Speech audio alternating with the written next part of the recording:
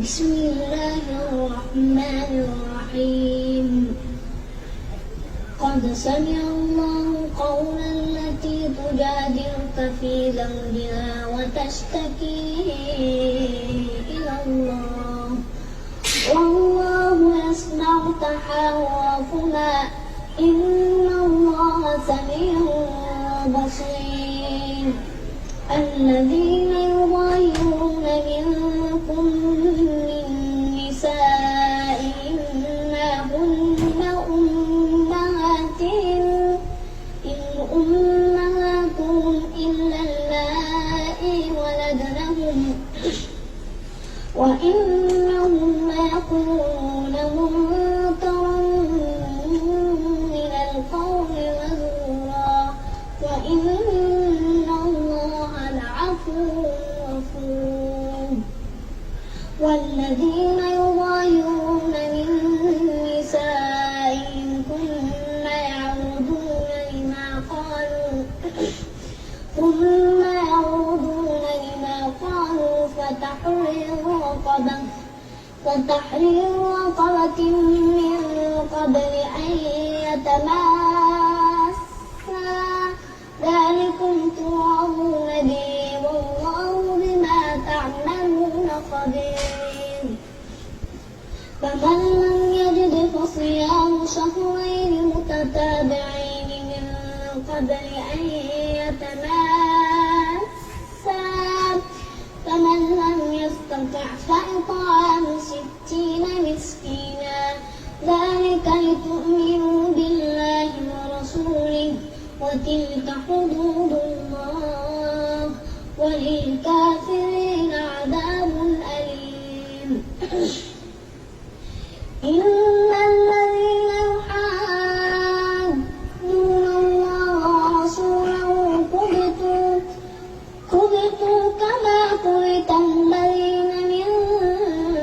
قبلهم وقد أنزلنا آيات بينات وللكافرين عذاب مهين يوم يبعثهم الله جميعا فينبئهم بما عملوا أحصاه الله ونسوه والله على كل شيء شهيد ألم تر أن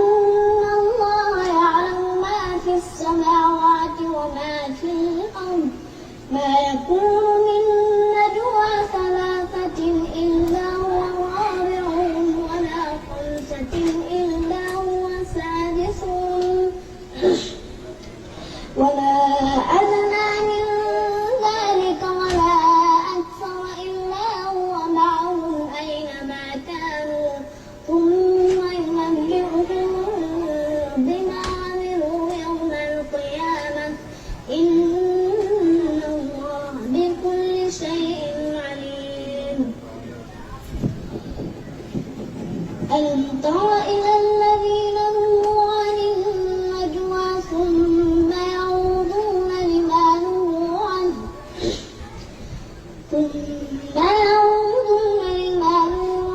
ويتناجون بالإثم والعدوان ومعصية الرسول وإذا جاءوك حيوك بما لم يحيك به الله ويقولون في أنفسهم لولا يعلمنا الله بما نقول حسبهم جهنم يصلونها فبئس المصير يا أيها الذين آمنوا إذا تناجيتم فلا تتناجوا بالإثم والعدوان ومعصية الرسول وتناجوا بالبر والتقوى واتقوا الله